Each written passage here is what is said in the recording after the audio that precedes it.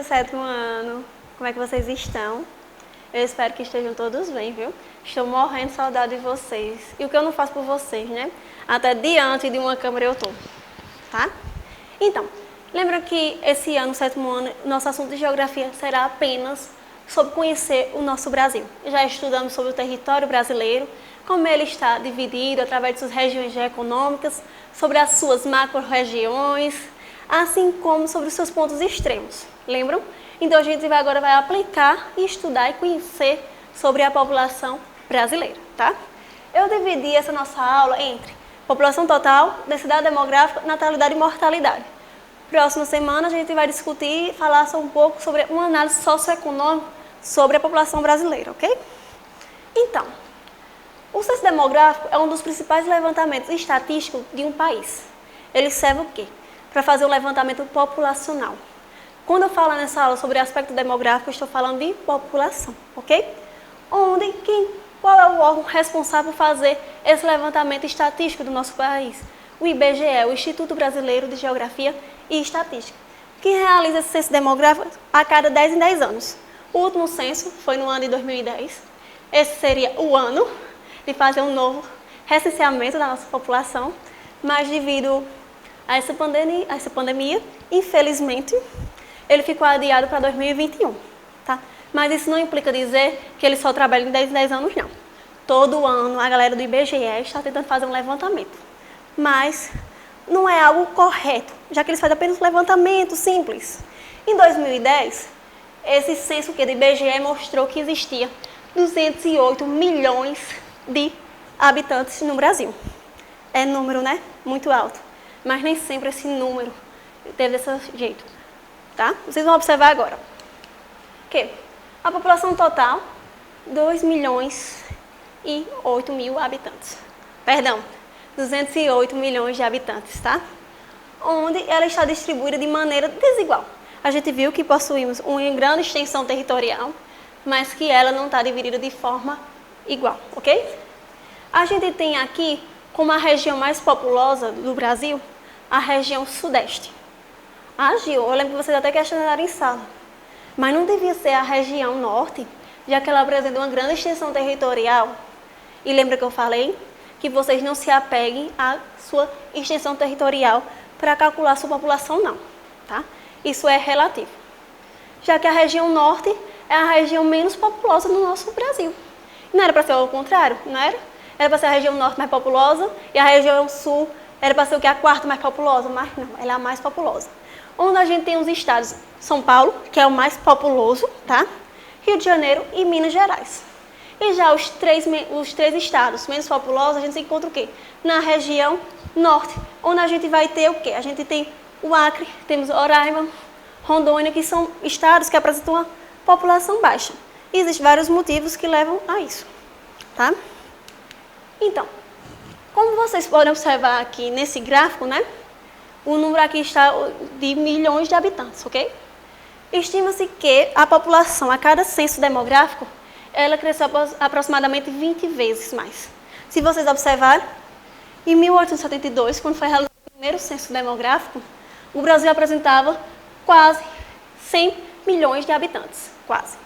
Mas esse número foi crescendo. Eu quero que vocês prestem atenção o quanto ele cresceu no intervalo de 20 anos. Na década de 20, apresentava-se que tínhamos o quê? 30 milhões de habitantes. E em menos de 20 anos, esse número aumentou 11 vezes. Já que aqui temos o quê? 11 milhões de habitantes, tá? Mas eu quero que vocês percebam aqui, a partir da década de 60, que esse número foi crescendo não muito, como a gente teve aqui nesses outros intervalos de tempo, tá? Então, se você quer calcular a densidade demográfica de um país, é só vocês pegarem o quê? Vocês vão utilizar matemática aqui sim. Já que o IBGE é estatística, a gente utiliza sim da matemática, tá? Então, para medir a concentração de habitantes em uma determinada área, eu quero o quê? Eu divido o número de habitantes pelo número de quilômetros quadrados. Aí eu sei sobre a densidade demográfica ou população relativa, tá? A gente pode utilizar esses dois termos, densidade demográfica ou população relativa, ok? E por mais que o Brasil apresente um grande e extenso território, ele não está distribuído de forma igual, tá? Mas se vocês observarem nessa imagem aqui, você vê os números marcadinhos assim, mais extensos da cor vermelha, é onde apresenta as maiores concentrações populacionais do nosso Brasil, tá? E se vocês observarem, a maior concentração populacional está o quê? Em regiões litorâneas, né? Já no seu interior, né? Ela já não é tão concentrada. Tá vendo que vocês podem observar que aqui na região sudeste, como apresenta uma grande concentração populacional, e na região já norte, a gente tem já muito a cor amarela, né? Que é onde apresenta áreas não muito povoadas. Mas a gente vai estudar cada região de forma isolada, ok? Então, para se calcular também sobre o crescimento natural de um país, é levado em conta dois tipos de taxas, que é a taxa de natalidade e a taxa de mortalidade, como o próprio nome já diz, né? A taxa de natalidade representa o número de nascimento a cada grupo de 1.000 habitantes. E a taxa de mortalidade também apresenta o número de óbitos em cada 1.000 habitantes de um país, tá? Como vocês podem observar, tá vendo aqui? Esse gráficozinho que mostra na cor laranja a taxa de natalidade, de cor verde a taxa de mortalidade. Está vendo isso aqui?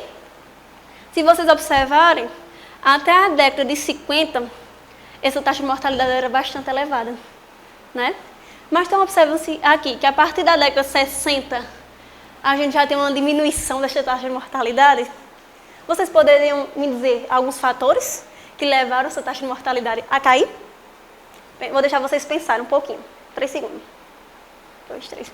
Não, temos fatores como o avanço da medicina, também o avanço da biotecnologia, tá? A questão também de guerras inclui muito isso. E até então a gente tinha também questões como doenças, que até então não era levado em conta. Claro que, próximo ano, quando o IBGE realizar esse censo, né, vai apresentar essa taxa de mortalidade, felizmente, no nosso Brasil e no mundo, ela caiu, devido a essa pandemia do coronavírus, né? Por isso, vocês fiquem em casa. Mas também vamos falar um pouquinho de vida. A gente está falando tanto de morte, vamos falar um pouco de vida, que é a sua taxa de natalidade. Está vendo aqui que essa taxa de natalidade era grande até a década de 60? Porque se tinha uma coisa que o povo gostava de fazer, era filho. Por isso esse número crescia tanto. E se vocês observarem, a partir da década de 60, esse número foi caindo cada vez mais. Ju, isso é bom? É relativo. Vai ter locais que esse número não é bom, como é o caso de alguns países europeus. Essa taxa de natalidade cada vez mais vem caindo, e isso é preocupante. Vocês vão entender por quê. E como vocês observaram aqui, nessa imagem, né, a gente tem o quê? Um crescimento em queda. Por mais que, desde o primeiro censo demográfico, no ano de 1872, esse número apresentou cada vez mais elevado, ultimamente esse número vem caindo. Lembram por quê? Que a gente deixou até uma aula, eu lembro que foi na quarta-feira, só para discutir sobre esse crescimento em queda, que vocês falaram muito, e eu gosto de uma aula assim, onde vocês falam, não só me deixam falando. Onde são diversos fatores que influenciaram essa taxa de natalidade cair. Uma delas foi o quê? O avanço da medicina, que é sobre os métodos anticonceptivos, pílula, uso de camisinha, como o DIU, diversos tipos de anticoncepcionais. Como também que começou a existir o quê? Um planejamento familiar. Lembra que até a década de 50 eu disse que o povo gostava de ter filho? A partir da década de 60, graças à inserção da mulher, ela foi inserida no mercado de trabalho, as famílias começaram a realizar esse planejamento familiar. Ao mesmo tempo, as mulheres também, é comum não querem mais ter filho. Eu perguntei em sala de aula a vocês, que as meninas desejavam ser mãe. Sei que vocês são novos, mas poucos levantaram a mão. E a tendência é cada vez mais, a mulher que está tão focada, graças a Deus, no mercado de trabalho, ela abandonar muito essa vontade.